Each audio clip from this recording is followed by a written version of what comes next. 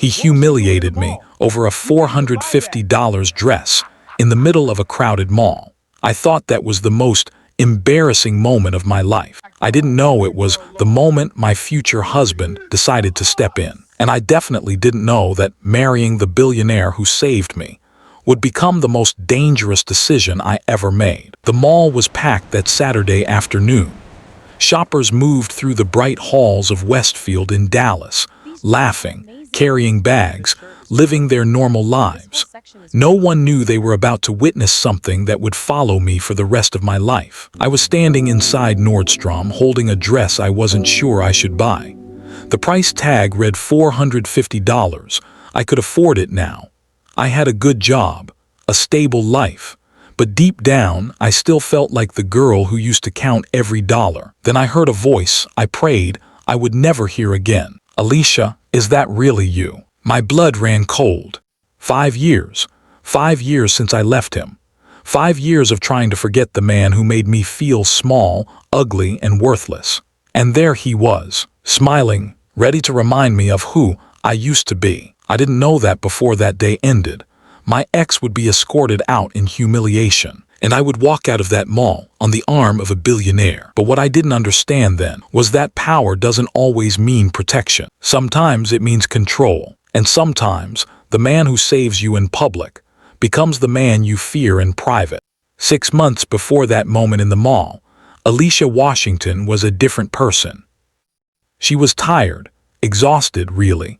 She'd been working double shifts at the hospital where she was a nurse for the past 8 months, ever since her mother had gotten sick. Her mother's medical bills were astronomical. Insurance only covered so much.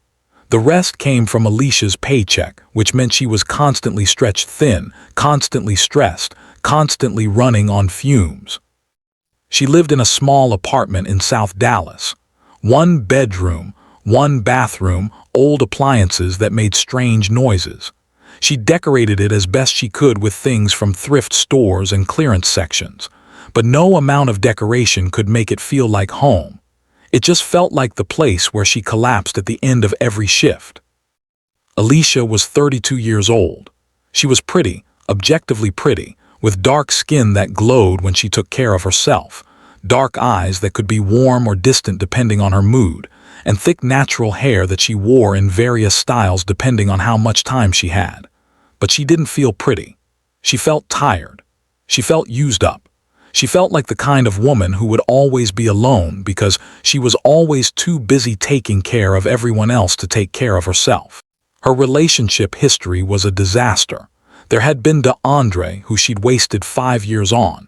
He'd cheated, lied, and made her feel small every single day until one day she'd finally had enough and left.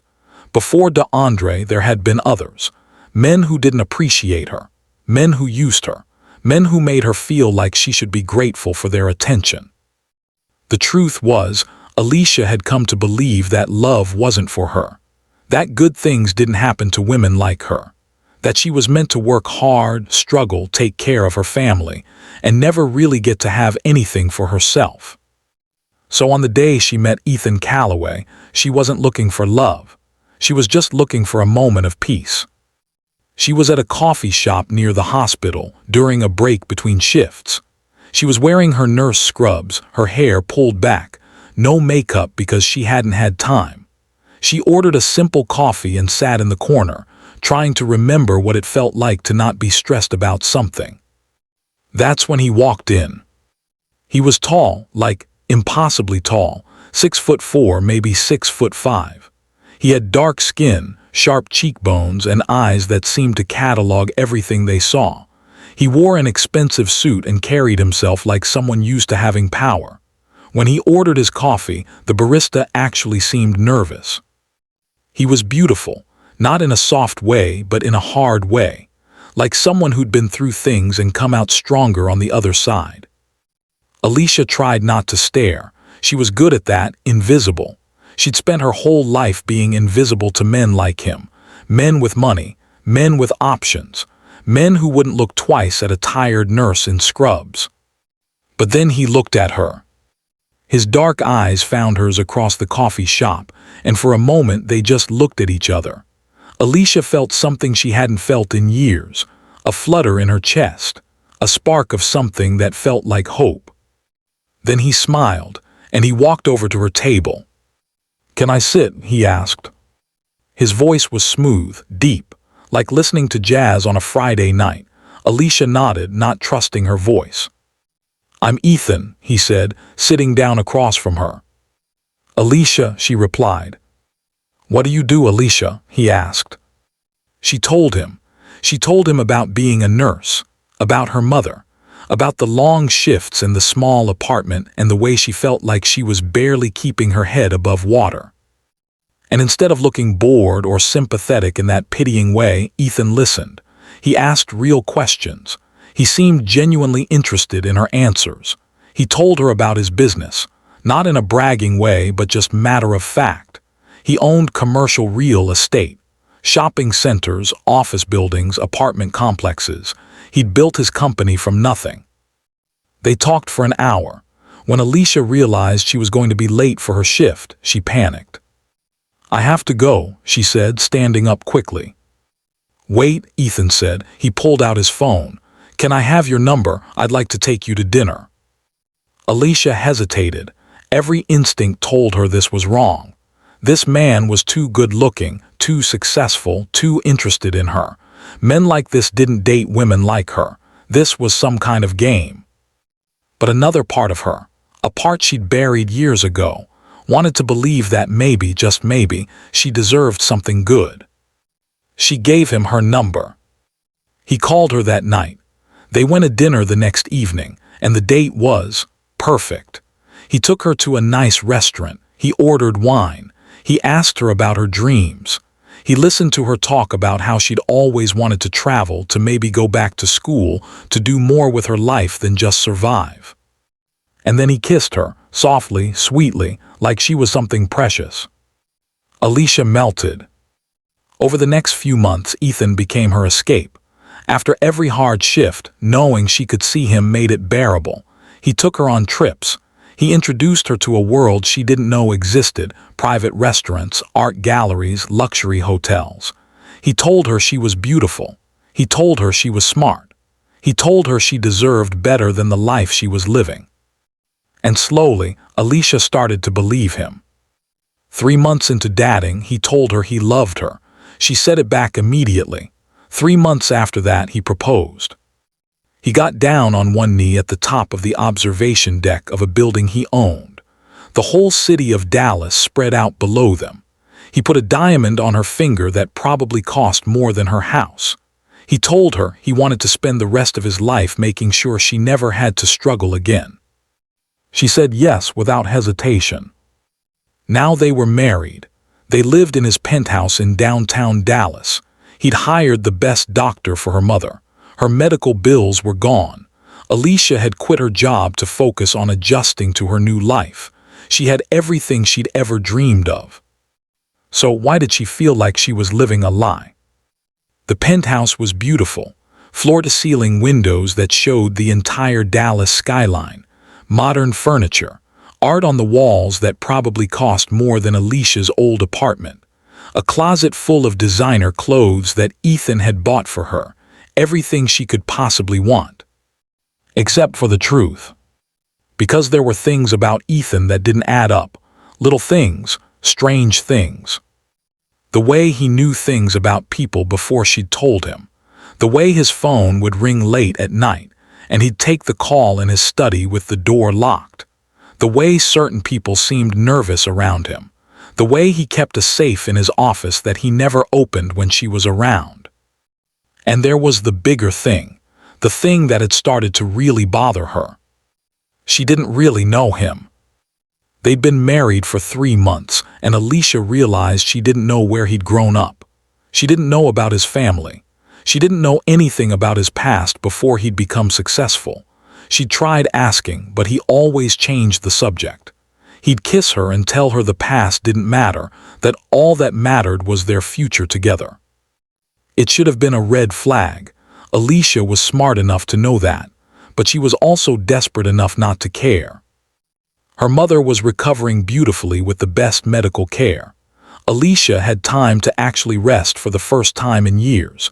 She was sleeping past 5 in the morning. She was eating real meals instead of whatever she could grab on the run. She was finally, for the first time in her life, taking care of herself. How could she question that? But then the text message came. Alicia was in the penthouse alone. Ethan was at work. She'd been arranging flowers in a vase, something she never would have had time to do before. Her phone buzzed on the kitchen counter. It was from an unknown number. The message read, "Tell your husband we're ready to make the exchange. Same location as before, midnight tonight." Alicia stared at the message. It was clearly meant for someone else, some kind of mistake. She almost deleted it. But instead, she took a screenshot. When Ethan came home that evening, he found her sitting on the couch waiting for him. She knew she shouldn't have said anything. She knew the smart thing would have been to pretend she'd never seen the message, but Alicia had never been good at playing games. "Someone sent me a text," she said. "I think it was meant for you." She showed him the message. Ethan's entire body went still. For a moment, just for a moment, she saw something dangerous flash across his face, something that reminded her that she really didn't know this man at all. Then his expression softened. "It's nothing," he said, "just business." "Business?" Alicia repeated. "At midnight an exchange? Ethan, what does that mean?" He sat down beside her. He took her hand. "I can't tell you," he said. "It's not that I don't want to, it's that I can't. For your own safety, the less you know, the better. Can you trust me on that?" And there it was again, the red flag, the warning sign that she should pay attention to. But Ethan squeezed her hand and he looked at her with those dark eyes and he told her he loved her. He told her she was safe with him. He told her to stop worrying. Alicia wanted to believe him so badly that she did. She didn't ask about the text message again. She didn't ask about the late-night phone calls. She didn't ask about the safe or the strange visitors who sometimes came to his office. She just ignored it all and tried to enjoy the beautiful life she'd been given. Because that's what she'd learned to do. That's what women like her did. They ignored the problems. They accepted what they were told. They smiled and looked pretty and didn't ask too many questions. And most of the time, it worked out fine. Most of the time. 2 weeks after the text message incident, Alicia's mother was having a good day. She'd been discharged from the hospital and was staying with Alicia and Ethan in one of the guest suites in the penthouse. She was recovering beautifully. The doctors said she'd make a full recovery. Her mother's name was Diane and she was a strong woman. She'd raised Alicia alone after Alicia's father had passed away when Alicia was 5. She'd worked hard. She'd sacrificed everything. She was the reason Alicia had turned out to be someone who cared about others, who worked hard, who tried to do the right thing. And Diane was not blind. "Something's wrong," Diane said to Alicia while they were having lunch on the balcony of the penthouse. Ethan was at work. It was just the two of them. "Nothing's wrong," Alicia said automatically. "Baby, I've known you your whole life," Diane said. "I know you're something's bothering you. Is it Ethan?" Alicia wanted to deny it, but her mother was looking at her with those eyes that saw everything. "I don't really know him," Alicia admitted. "That's what's wrong. I'm married to him, but I don't know anything about him. And when I ask questions, he shuts down. And there's weird stuff. Late-night phone calls, text messages. I think he might be involved in something illegal." Diane was quiet for a long time. "Then why did you marry him?" she asked finally. Alicia felt her eyes fill with tears. "Because I was tired," she said. "I was so tired, Mom. I was tired of struggling. I was tired of being alone. I was tired of feeling like I would never have anything. And he came along and he said he could take care of me. And I wanted to believe that so badly that I didn't ask the questions I should have asked." Diane reached over and squeezed her daughter's hand. "Listen to me," she said. "I love that he helped us. I love that I'm getting better. I'm grateful for that. But you can't stay with a man just because he's taking care of your bills. That's not love. That's a transaction. And transactions always have a price. That night, Alicia decided to do something she should have done weeks ago. She decided to investigate. She waited until Ethan was sleeping and then she went into his office. She tried the safe. It was locked as expected, but she did find something else. In a drawer under some papers, she found a folder. Inside the folder were photographs. Photographs of Ethan with dangerous-looking men. Photographs of what appeared to be weapons. Photographs of something that looked like drugs. There were also legal documents, court records. Her husband had a criminal record. He'd been arrested twice, once for drug trafficking and once for assault. The charges had been dropped both times, but still. Alicia felt like the ground was shifting beneath her feet. This wasn't a successful businessman who was just a little mysterious. This was someone involved in organized crime. This was someone dangerous. This was someone she'd made a huge mistake marrying. If you're watching this right now, you need to pause and think about this situation. Alicia made a classic mistake that so many people make. She saw red flags and ignored them because the person was offering her something she desperately needed, security and stability.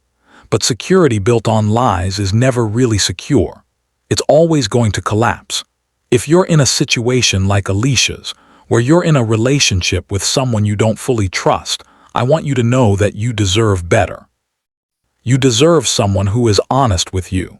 You deserve someone you can trust completely. Make sure you subscribe to this channel and hit the notification bell because what happens next is going to shock you. She closed the folder. She put it back exactly where she'd found it. And she went back to bed and lay next to her husband and pretended to sleep while her mind raced. The next morning, everything changed again. She was in the kitchen making breakfast when her phone rang. It was a number she didn't recognize. "Hello," she answered cautiously. "Is this Alicia Calloway?" a male voice asked. "Yes.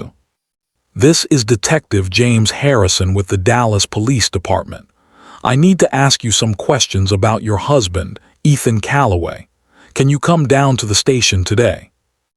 Alicia's heart felt like it had stopped. "What's this about?" she asked. "I'd prefer to discuss that in person, ma'am. Can you be here at 2 o'clock? She agreed, hung up, and sat down on the kitchen counter because her legs didn't feel strong enough to hold her up. When Ethan came out of the bedroom, dressed in his expensive suit, looking every inch the successful businessman, Alicia tried to act normal, but she could feel his eyes on her. "You okay?" he asked. "Fine," she lied, "just tired." He kissed her forehead and went to work. As soon as he was gone, Alicia called her best friend, Shonda. Shonda had been her best friend since college. They'd been through everything together. Shonda was the one person Alicia had kept in contact with while she was dating Adrien. Even though he'd tried to isolate her, Shonda had begged her not to marry Ethan so quickly. And now Alicia needed to tell her what she'd discovered. Shonda arrived at the penthouse within an hour. She was a lawyer, a good one who worked for a firm that defended people against police accusations. She listened to everything Alicia told her. The text messages, the safe, the photographs, the arrest records, the police call. When Alicia was done, Shonda took her hand. "Do you want my honest advice?" Shonda asked. "Yes," Alicia said. "I think your husband is involved in something very serious, and I think the police know it, and I think you're at risk if you stay with him." "What do you mean I'm at risk?" "I mean that if he's involved in organized crime and you know about it, then you become a liability. You become someone he needs to control, or someone he needs to silence." Alicia felt like she couldn't breathe. "You're scaring me," she said. "Good," Shonda said. "You should be scared enough to get out before it's too late." When Alicia went to the police station at 2 o'clock, Detective Harrison was waiting for her. He was an older man with kind eyes and the weary expression of someone who'd seen too much. "Mrs. Calloway," he said, "I need to ask you about your husband's activities. We're building a case against him, and we'd very much like your cooperation." "What kind of case?" Alicia asked, although she already knew. "Drug trafficking, money laundering, assault. We have evidence that he's been running an operation out of his commercial real estate properties. We have witnesses. We just need one more piece of the puzzle, and that piece is you." "What do you want me to do?" Detective Harrison laid it all out. They wanted her to wear a wire. They wanted her to get Ethan to confess to his crimes on tape. They wanted her to help them take him down. Alicia felt like she was drowning. By the time she left the police station, it was 4 o'clock. She had 2 hours before Ethan would be home.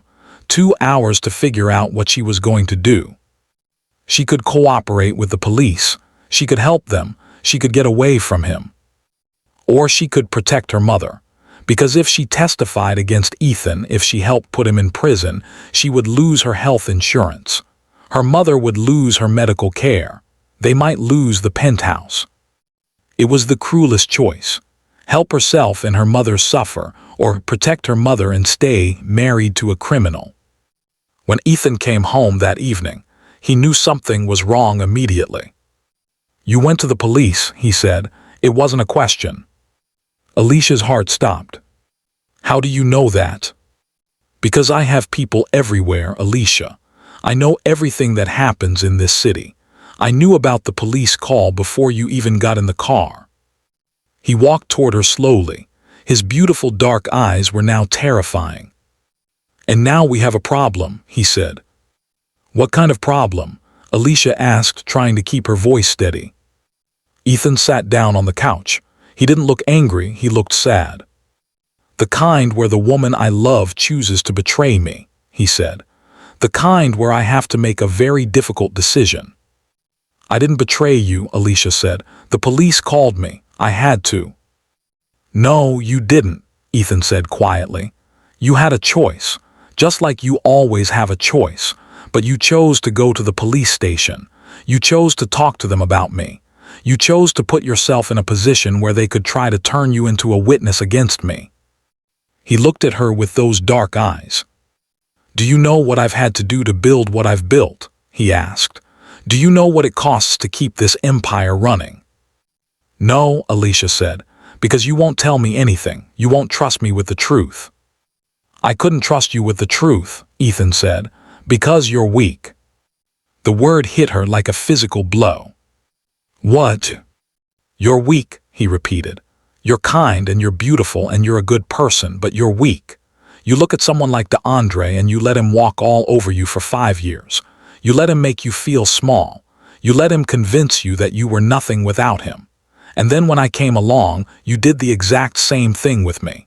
You gave yourself over completely because you were looking for someone to take care of you, for someone to be strong for you."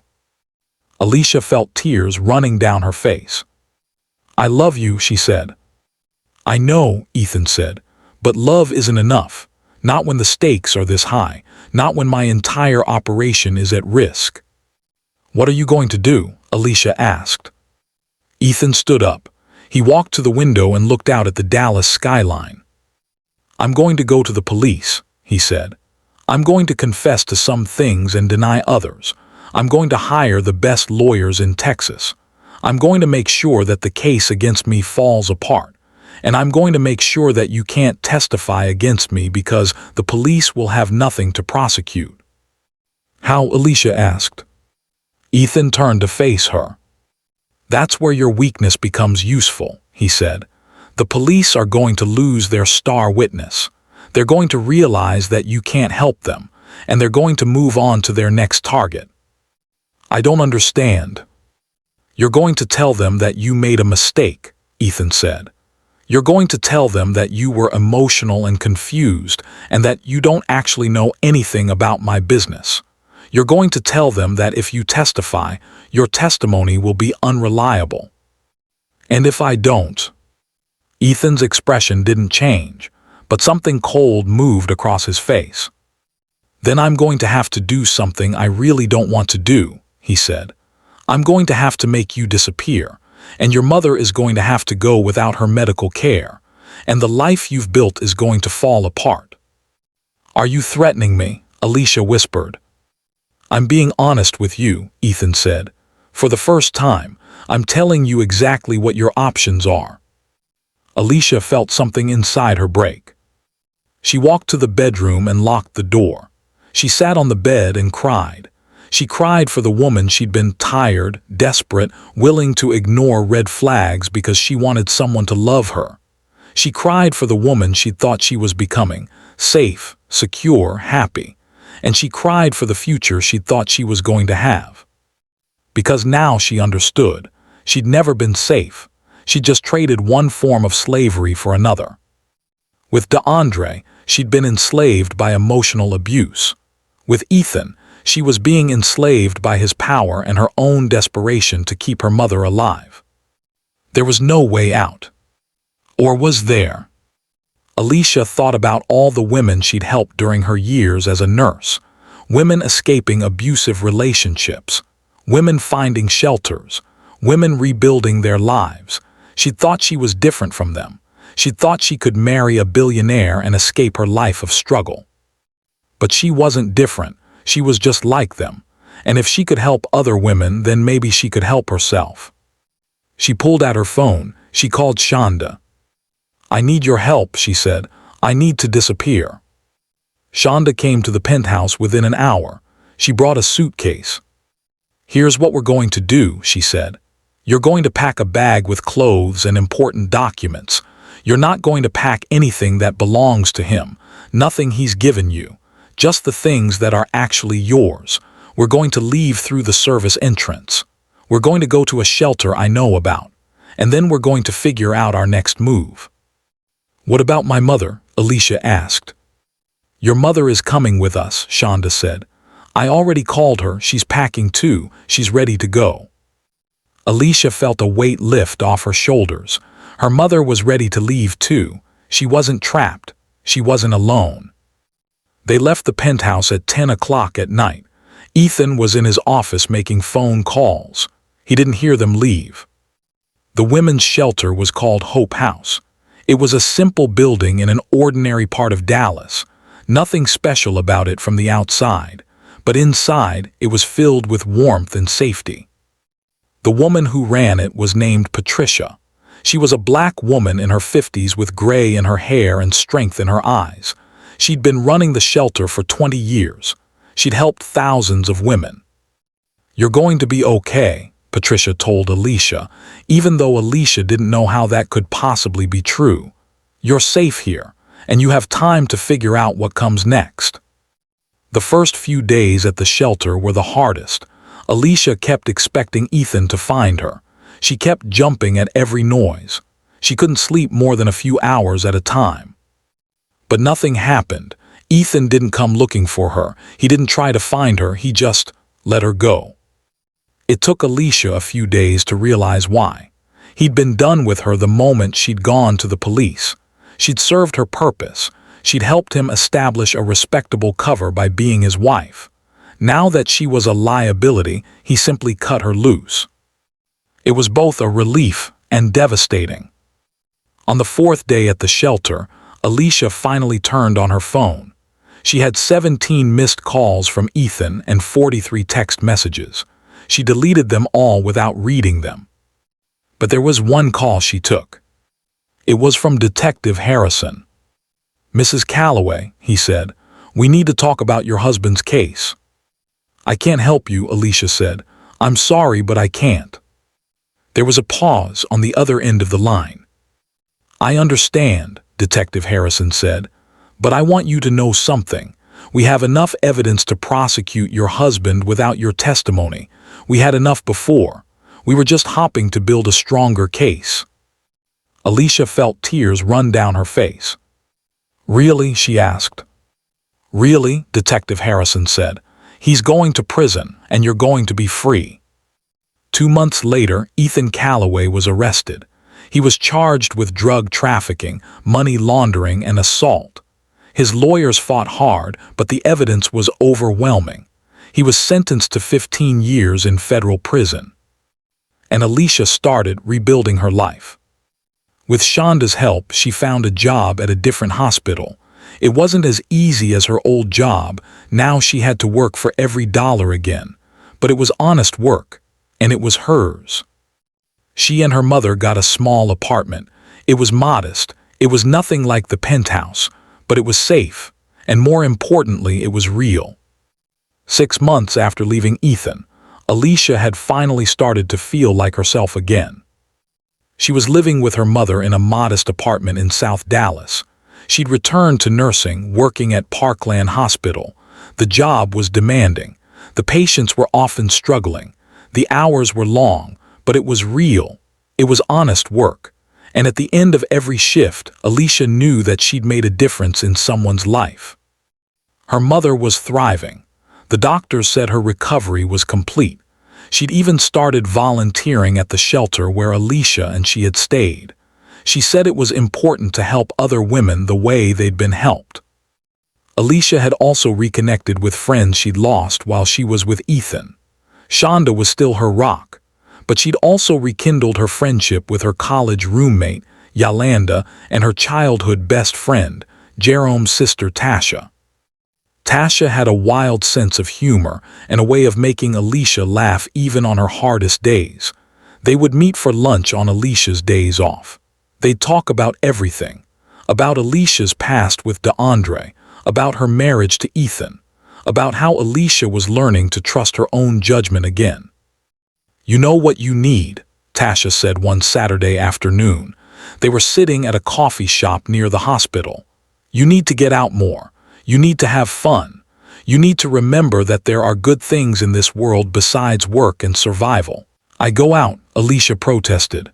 "To the hospital and to the grocery store," Tasha said. "That's not getting out. That's existing. Come to the mall with me today. We're going to shop. We're going to eat. We're going to remember what it feels like to enjoy life." Alicia didn't really want to go, but Tasha gave her that look that meant she wasn't going to take no for an answer. So they went to Westfield Shopping Center, the largest, most expensive mall in Dallas. The mall was packed with Saturday afternoon shoppers. It was the kind of place where Alicia usually felt out of place. Everyone looked rich.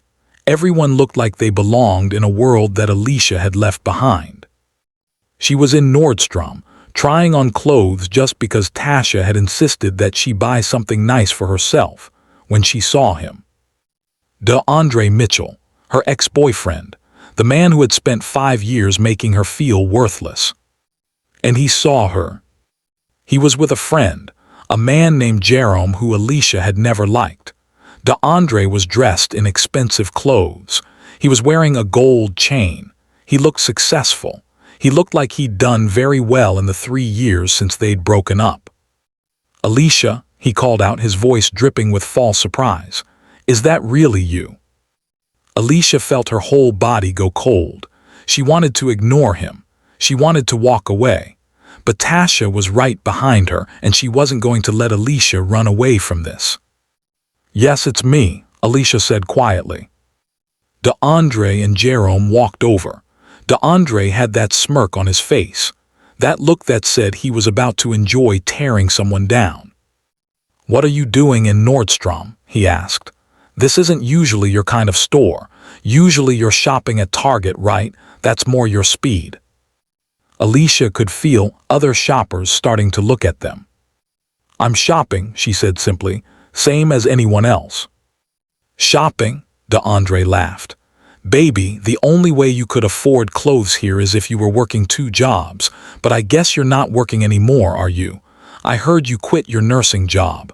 Word on the street is you married some rich guy. That didn't work out." Jerome laughed loudly. "Or maybe he figured out that you're not worth keeping around," DeAndre continued. "That was always my problem with you, Alicia. You're a good woman, you work hard, you take care of people, but you're not exciting, you're not sexy, you're not interesting enough to keep someone like me interested." Alicia felt her face flush. She wanted to say something. She wanted to tell him that he was a cheater and a liar and that she was grateful to have him out of her life. But the words stuck in her throat. Tasha, however, had no such problem. She doesn't need you to be interested in her, Tasha said, stepping forward. And frankly, she's moved on to better things than a two-bit hustler who has to put women down to feel good about himself. Andre's eyes flashed with anger. This isn't your business, he said to Tasha. It became my business when you started disrespecting my friend, Tasha shot back. Other shoppers were definitely watching now. A few people had their phones out. You know what? Andre said, his voice getting louder. I feel sorry for you, Alicia. I really do. You're 32 years old and you're still broke. You're still nobody. You always will be. No man is going to want to keep you around forever. I didn't. And apparently that rich guy didn't either. He leaned in closer. You're going to die alone, he whispered, and nobody's going to care. Alicia felt like she couldn't breathe. All the progress she'd made, all the healing she'd done, suddenly felt like it was unraveling. And then a shadow fell across all of them. A man appeared, tall, expensive suit, dark eyes that seemed to see everything. He placed his hand gently on Alicia's shoulder. Excuse me, he said, his voice smooth but with an edge underneath. I don't believe this woman asked you to speak to her. In fact, I'm quite sure she'd prefer you leave her alone. Andre looked at the man like he was trying to figure out who he was. This isn't your concern, Andre said. Actually, it is, the man said. This woman is a frequent customer at my establishments, and I have a policy. People who harass my customers are not welcome here. He pulled out his phone and made a single call. Yes, I need security at Nordstrom on the second floor. There's a man here harassing a customer. Yes, my customer. He hung up. Security arrived within minutes. They walked straight to Andre and Jerome. You two need to come with us, the security guard said. I didn't do anything, Andre protested. You were harassing this customer, the security guard said. You need to leave the mall. If you come back, we'll have you arrested for trespassing. Alicia watched as Andre and Jerome were escorted away by security. Other shoppers watched them go. A few people applauded quietly. When they were gone, Alicia turned to look at the man who had helped her. He was looking at her with an expression she couldn't quite read. Are you okay? He asked. Yes, Alicia said. Thank you, he's my ex-boyfriend. He was being difficult. I could tell, the man said. I'm Adrien Blackwell. Alicia, she said, shaking his hand. Thank you for helping me. My pleasure, Adrien said. And please don't let men like that make you feel less than you are. You deserve better. He walked away before Alicia could say anything else. Tasha was staring at her with her mouth open. Do you know who that is? Tasha asked. No, Alicia said. He said his name is Adrien Blackwell. Adrien Blackwell, Tasha repeated. He owns like half of Dallas. He's worth billions. He's one of the most powerful men in the state, and he just helped you. Alicia looked back at the direction Adrien had gone. That's nice, she said, but I'm sure he was just being kind. Girl, Tasha said, I don't think you understand what just happened. That man could have ignored what was going on, but he didn't. He chose to help you. Alicia tried not to read too much into it. Adrien was a successful man. He probably helped people all the time. It probably didn't mean anything. But that night, she found herself Googling his name. Adrien Blackwell, age 42, born in Dallas, self-made billionaire, owned commercial real estate across Texas and surrounding states, had never been married, had no known romantic partners.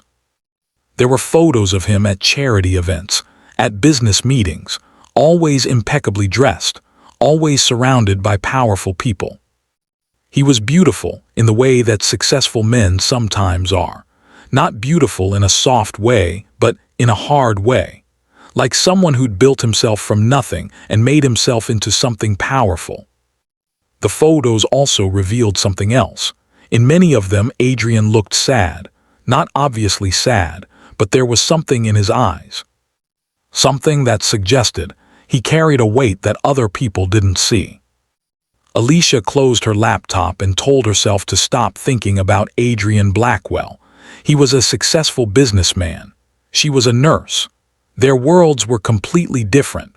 The fact that he'd helped her was nothing more than a momentary kindness. She would probably never see him again. But the universe has a funny way of proving you wrong. 3 weeks later, Alicia was working the night shift at the hospital.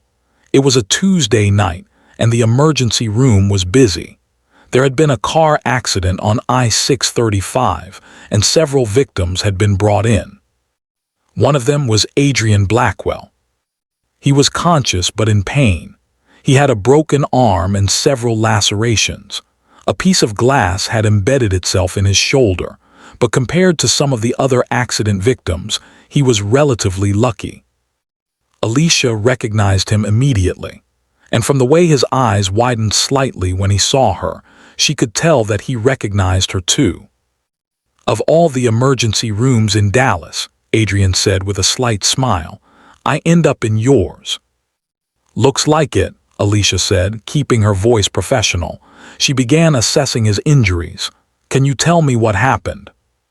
"Drunk driver," Adrien said. "Came out of nowhere. I'm fine, just banged up a bit." "You have a broken arm, multiple lacerations, and a piece of glass embedded in your shoulder," Alicia said. "I wouldn't call that banged up a bit." Adrien smiled. "Okay, fine. I'm more hurt than I want to admit." Alicia worked on cleaning and bandaging his injuries. As she worked, Adrien talked. He told her about his day, about a business deal that had fallen through, about a building he was trying to buy in downtown Dallas, about how he'd been stressed and distracted when the accident happened. "Maybe it's the universe telling me to slow down," he said. "Maybe it's time for me to focus on something other than work." When she was done treating him, Alicia stepped back. "The doctors will want to do an X-ray on your arm," she said, "and you'll need stitches for some of these cuts, but you're going to be fine." "Thank you," Adrien said, "for taking care of me and for helping me at the mall." "You remember that?" Alicia asked, surprised. "Of course I remember," Adrien said. "You were being disrespected by someone who didn't deserve to be in the same room as you. I was glad I could help." Alicia didn't know how to respond to that. Adrien reached out and gently grabbed her wrist. "Can I ask you something?" he said. "Sure," Alicia said. "Why do you let people treat you that way? I mean, I only met you for a moment at the mall, but I could tell that you're smart. You're capable. You're worth so much more than the way people seem to treat you." "I don't know," Alicia admitted. "I guess I've always believed that I should be grateful for whatever I get, that I shouldn't expect too much, that I should just accept what people give me and not ask for more." "That's wrong," Adrien said. "You should expect everything. You should ask for the world. You should settle for nothing less than someone who sees you and appreciates you and makes you feel like the most important person in his life." Alicia felt her cheeks flush. "Is that what you do?" she asked. Adrien smiled sadly. "No," he said. "That's not what I do. I work, I build things, I make money. I surround myself with people I can trust, and I isolate myself from people who might hurt me. It's kept me safe, but it's also kept me alone." He released her wrist. "Don't end up like me," he said. "Don't spend so much time protecting yourself that you forget how to let people in." A doctor came to take Adrien for X-rays, and Alicia didn't see him again that night. But his words stayed with her. She thought about them during the rest of her shift. She thought about them during her drive home. She thought about them while she was trying to sleep. Adrien was right. She had spent years letting people treat her badly. First, her mother had raised her to be a caretaker, to put everyone else's needs before her own. Then Andre had used that tendency against her. Then Ethan had exploited it. And somewhere along the way, she'd forgotten that she deserved better. When Adrien was discharged from the hospital the next morning, he asked for Alicia. She was ending her shift when he called for her. He was standing in the lobby, his arm in a sling, looking tired but determined. "Can I take you to breakfast?" he asked. "I owe you for taking care of me last night." "You don't owe me anything," Alicia said. "That's my job." "I know," Adrien said, "but I'd like to, as a thank you, just breakfast, no strings attached." Alicia should have said no. She should have kept her distance. But she was tired of running from good things because she was afraid they wouldn't last. "Okay," she said, "but I need to go home and change first." They went to a breakfast place not far from the hospital. It was a modest place, nothing fancy. Adrien seemed to prefer that. He ordered pancakes and coffee. Alicia ordered eggs and toast. They sat in a corner booth and talked. Adrien told her about his childhood, about how his parents had been poor, about how his father had worked in construction and his mother had worked as a housekeeper, about how he'd put himself through college and built his real estate empire from nothing. "I wanted to show them that their sacrifice mattered," Adrien said. "That if I could just be successful enough, I could make sure they never had to struggle again." "Did you?" Alicia asked. Adrien's expression grew sad. "They died before I made my first million," he said. "My father had a heart attack. My mother followed him 6 months later. The doctors said it was complications from diabetes, but I think she died of grief. And I think my whole life I've been trying to prove to them that I could do it, even though they were already gone." Alicia reached across the table and squeezed his hand. "I'm sorry," she said. "Don't be," Adrien said. "I've learned to accept that you don't always get the people you love as long as you want them, but you have to try anyway. You have to try to build something good. You have to try to be better than you were yesterday." He looked at her intently. "Why did you marry that man?" Adrien asked. "The one the police were investigating. I heard about that. My security team briefed me. I wanted to understand why someone like you would end up with someone like him." "How do you know about that?" Alicia asked, feeling exposed. "I have people," Adrien said. "When I helped you at the mall, I had my team look into you. I wanted to know who you were, whether you were in trouble, whether you needed help." "You had me investigated?" Alicia asked, a mix of angry and flattered. "I did," Adrien said, "and I found out that you just escaped a very dangerous situation, and I wanted to help. But I didn't want to push you. I figured if the universe wanted us to meet again, we would. And then I ended up treating you in the emergency room," Alicia said. "Exactly," Adrien said, "so here we are." He put down his coffee cup and looked at her seriously. "I know we just met," he said, "and I know that you've been through a lot, and I know that the smart thing would be for you to run far away from a man like me, but I'm going to ask you something anyway. Will you let me take you to dinner, a real dinner, not breakfast, not a thank you, a real date?" Alicia wanted to say no. She wanted to protect herself. She'd already made too many mistakes with men. She'd already trusted the wrong people. But she was also tired of playing it safe. She was tired of being afraid. "Okay," she said. "Yes, I'll go to dinner with you." Adrien took her to a restaurant called Sanctuary. It was at the top of a tall building in downtown Dallas. The whole city spread out below them. The food was incredible. The service was impeccable. And Adrien was the perfect gentleman. He didn't push her for anything. He didn't try to impress her with his money or his power.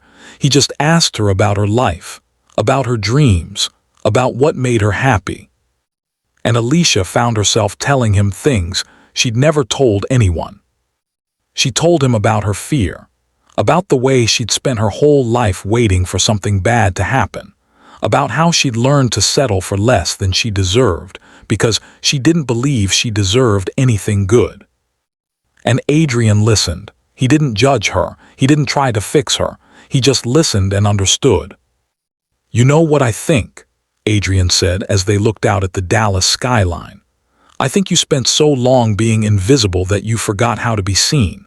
And I think once you realize how beautiful you are, how capable you are, how worthy you are of love and respect, You're going to wonder how you ever accepted anything less. How do you know all of this? Alicia asked. Because I've spent my whole life as the opposite, Adrien said. I've spent it being very visible, being very powerful, and I've been alone. And I think what I want now is to find someone I can be vulnerable with, someone I can let see who I really am beneath all of the success. He reached across the table and took her hand. I think I'd like that someone to be you, he said. Alicia felt her heart racing. I don't know if I can do that, she said honestly. I'm scared. I'm scared of making the same mistakes. I'm scared of trusting someone and having them hurt me. I know, Adrien said, but I'm going to ask you to trust me anyway, not because I'm perfect, but because I promise to be honest with you. I promise to tell you the truth. I promise to never intentionally hurt you. Over the next few months, Adrien and Alicia saw each other constantly. He would pick her up from work. They would go to dinner. They would walk around Dallas at night. They would talk until sunrise. Adrien was nothing like Ethan. He didn't try to control her. He didn't make decisions for her. He supported her career. He encouraged her to spend time with her friends. He paid for her mother's continued medical care without making it a transaction. He was patient, he was kind, he was honest. And Alicia fell in love with him. She should have been happy. She should have felt like the luckiest woman in the world. But there was something that bothered her, something that she couldn't quite put her finger on. It was the way Adrien's employees acted around him, not respectful, afraid. There was something in his tone when he gave instructions that suggested he didn't accept disobedience. It was the way certain people would approach him with envelopes of cash. It was the way he would have late-night phone calls where he spoke in a language she didn't recognize. It was the way, sometimes, she would see him looking at her when he thought she wasn't watching, and his expression would be calculating. It was the way he knew things about people that he shouldn't know. It was the way he had people watching her without her knowing. Alicia realized, 6 months into their relationship, that she might have made a terrible mistake. Adrien was a powerful man, too powerful, the kind of powerful that came from more than just real estate.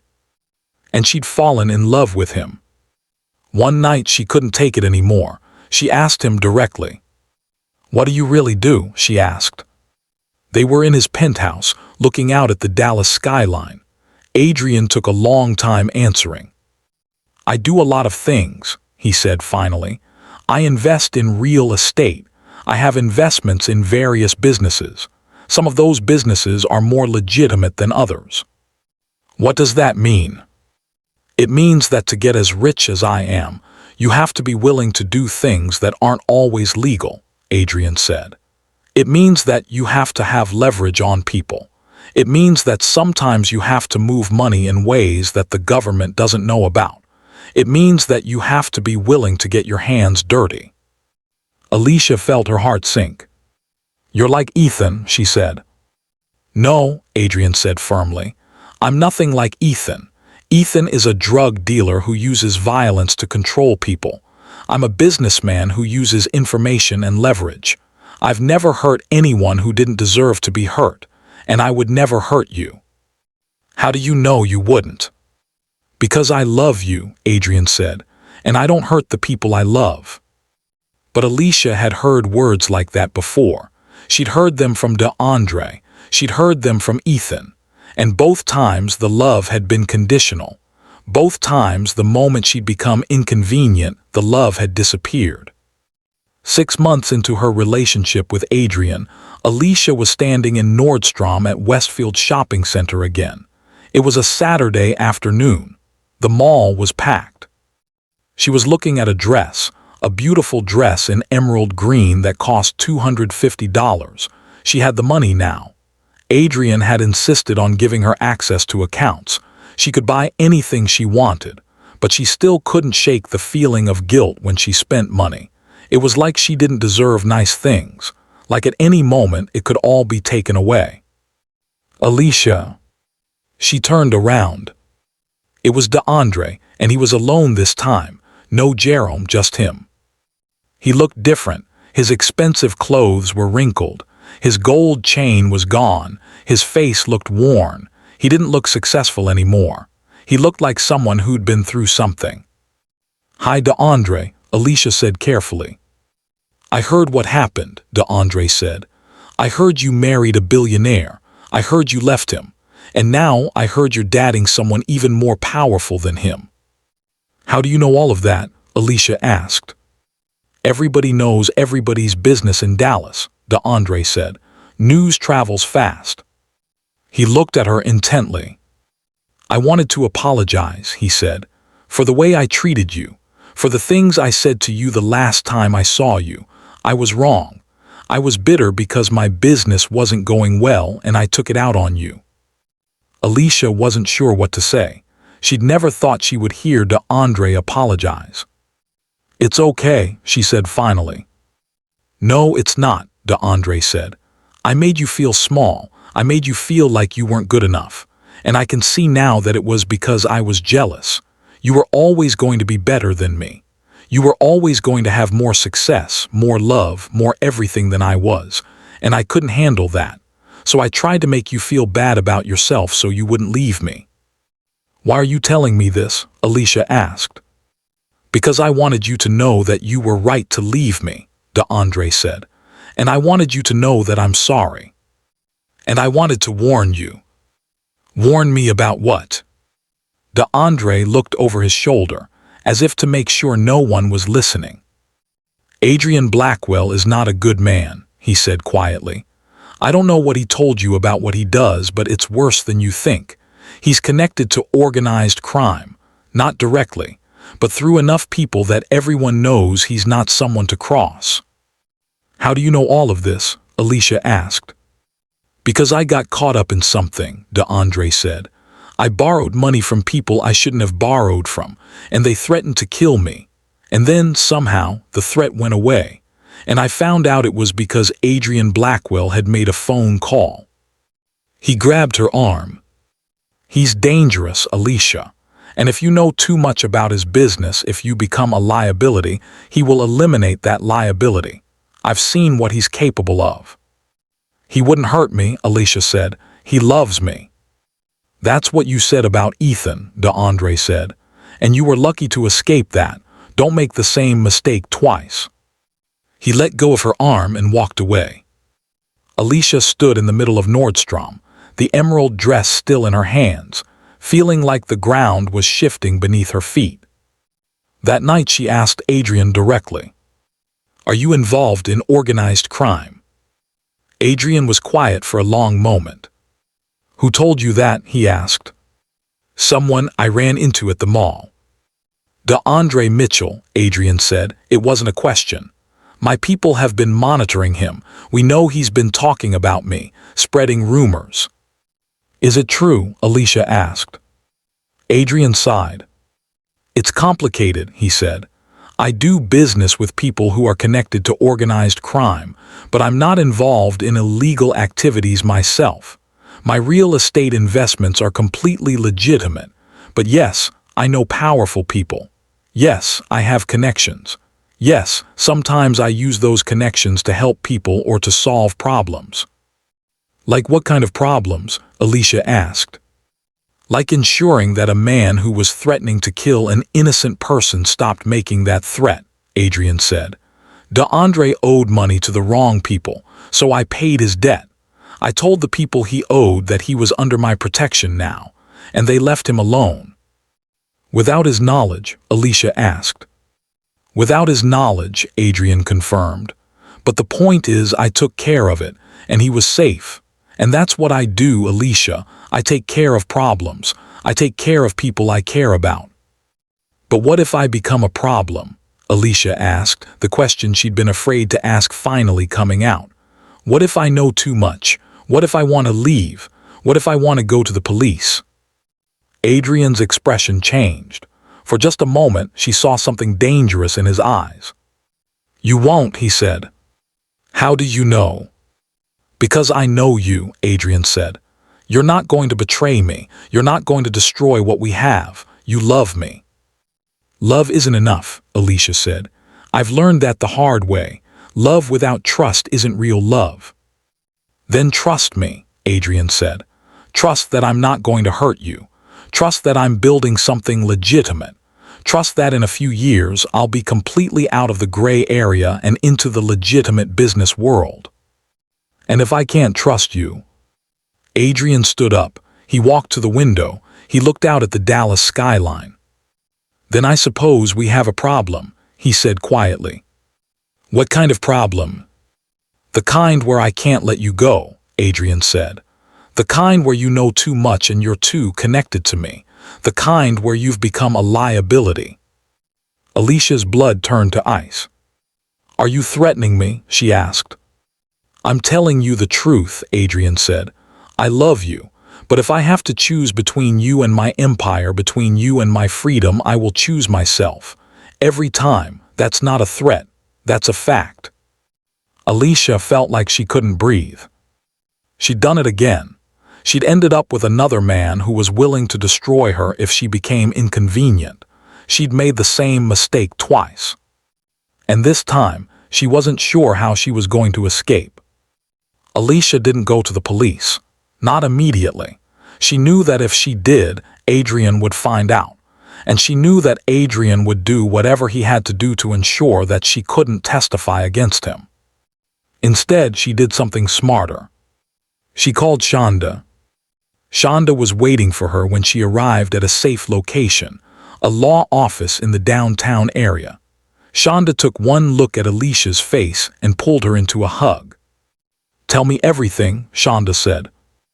Alicia told her about Adrien, about what she'd learned, about the veiled threat he'd made, about the fear she was living in. Shonda listened. She didn't interrupt, she didn't judge, she just listened. When Alicia was done, Shonda said, we need to get you away from him, and we need to do it in a way that he can't predict or control. I'm scared, Alicia admitted. If I try to leave, he might hurt my mother. He might hurt my friends. He has the ability to do those things. I know, Shonda said, which is why we're going to protect them first. Then we're going to get you out. Over the next week, Shonda worked her magic. She got Alicia's mother relocated to a safe house run by Hope House. Tasha was warned and told to be careful. Her coworkers at the hospital were advised to report any suspicious people asking about her. And Alicia continued to live in Adrien's penthouse, pretending that everything was fine. She would wake up next to him. She would kiss him goodbye. She would smile and tell him she loved him. And all the while she was planning her escape. It was exhausting, it was terrifying, but it was the only way. On the appointed day, Alicia told Adrien that she was going to the mall. She said she wanted to buy a new outfit. She said she'd be back for dinner. Adrien kissed her goodbye. I love you, he said. I know, Alicia said, and then she left. She didn't go to the mall. She went directly to Shonda's office. Shonda had prepared everything. False documents, a new identity, money in an account that Adrien's people wouldn't be able to trace, a plane ticket to Portland, Oregon, where Alicia would stay with a friend of Shonda's until things settled down. This is happening, Shonda said. Right now, are you sure? I'm sure, Alicia said. And then her phone rang. It was Adrien. Where are you? He asked. His voice was cold. At the mall, Alicia lied. Shopping, why? My security says you went to a law office, Adrien said. They say you met with a lawyer named Shonda Williams. They say you've been planning something. Alicia's heart stopped. Adrien, I can explain, she started. No, he said. You can't. You're leaving me. You're planning to betray me. You're planning to destroy everything I've built. I'm trying to save myself, Alicia said, and I'm trying to protect the people I love. There was a long silence on the other end of the line. Go to the police, Adrien said finally. Tell them everything you know. Testify against me, destroy me if you can, but know this, I will spend every moment I'm free and every moment I'm in prison making sure you regret the day you crossed me. I will ruin you. I will ruin your mother. I will ruin your friends, and then I will find you." The line went dead. Shonda and Alicia looked at each other. "We need to go," Shonda said. "Now." They ran. Alicia didn't pack anything. She didn't go home. She got in Shonda's car and they drove straight to the airport. Behind them, Adrien was making phone calls. He was setting things in motion. He was ordering his people to find her, to track her, to do whatever it took to ensure that she couldn't testify against him.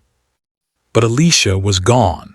By the time Adrien's people figured out where she'd gone, she was already on a plane to Portland. 3 months later, Adrien Blackwell was arrested. The federal government had been building a case against him for years. They had evidence of money laundering, illegal weapon sales, and connections to organized crime. But they'd been waiting for the right moment to move. That moment came when Alicia went to the FBI. She told them everything Adrien had told her, everything she'd seen, everything she'd learned about his business. Adrien's lawyers fought hard. They argued that Alicia's testimony was tainted because she was a woman scorned. They argued that she had no direct evidence of any crimes. But Alicia's testimony, combined with years of federal investigation, was enough. Adrien was convicted on 5 counts. He was sentenced to 20 years in federal prison. And Alicia finally truly was free. 6 months later, Alicia was living in Portland, Oregon. She'd found a job at a hospital. She'd found a modest apartment. She decorated it simply with just the things she actually loved. She talked to her mother every day. Her mother was in Dallas, working at Hope House, helping other women escape dangerous situations. She talked to Shonda and Tasha regularly. They were her lifeline to her old life, the one thing that kept her grounded. And she was healing. She'd spent enough time with therapists to understand why she'd accepted the unacceptable for so long. She'd learned that it wasn't her fault, that she deserved better, that love without respect and trust wasn't real love. She'd learned that she was strong, that she could survive anything, that she didn't need a man to take care of her, that she could take care of herself. One day, while she was shopping at a local coffee shop, a place much like the one where she'd met Ethan what felt like a lifetime ago, a man approached her. He was not particularly handsome. He was not particularly rich. He was just an ordinary man in an ordinary shirt and jeans. He ordered a coffee and sat at the table next to hers. They didn't talk. They just existed near each other. But the next day he was there again, and the day after that. Finally, on the 5th day, he turned to her. "Hi," he said simply. "I'm James." "Alicia," she said. "I've seen you here every day this week," James said, "and I've wanted to talk to you, but I didn't know if you'd think I was creepy." Alicia laughed. "Would you have said hi if I wasn't alone?" she asked. "Probably not," James admitted. "I'm not very confident. I work as a software engineer. I spend most of my time with computers, not people, so talking to attractive women is not my strong suit." Something about his honesty was refreshing. "Do you want to get coffee sometime?" James asked. "Not here, I mean we could, but I was thinking maybe a different place. A place that's less weird than both of us coming here separately." Alicia hesitated for only a moment. "Okay," she said. "Yes, I'd like that." When she got home that evening, she called her mother. "I have something to tell you," Alicia said. "I'm thinking about dating someone." "What?" her mother said, surprised. "When? Where?" "I met him at a coffee shop," Alicia said. "His name is James. He's nice. He's normal. He's not trying to save me from anything or control my life. He just wants to get to know me." "How does that feel?" her mother asked. "Terrifying," Alicia admitted, "and exciting, and like maybe, just maybe, I'm finally learning how to have a real relationship with someone." 2 years later, Alicia was married to James. They had a small ceremony with just family and close friends. No penthouse, no billionaire, no secrets. Just two people who loved each other and wanted to build a life together. Alicia was still working as a nurse. She loved her job. She loved helping people. She loved the ordinary, daily grind of making a difference in people's lives. Her mother was thriving. She'd become the director of Hope House, helping countless women escape dangerous situations. Shonda was still her best friend and her lawyer, helping her navigate the legal system as Adrien continued to appeal his conviction. And Alicia had finally truly found peace. She'd learned several important lessons in her journey. The first was that love without respect and trust is not love. It's a transaction. It's a lie you tell yourself so you don't have to face the reality of your situation. The second was that the most powerful thing you can do is know your own worth. The moment Alicia understood that she deserved better, she became able to recognize the red flags. She became able to walk away. She became able to save herself. The third was that it's okay to ask for help. Alicia could never have escaped Adrien without Shonda. She could never have healed without her mother and her friends. We're not meant to do life alone.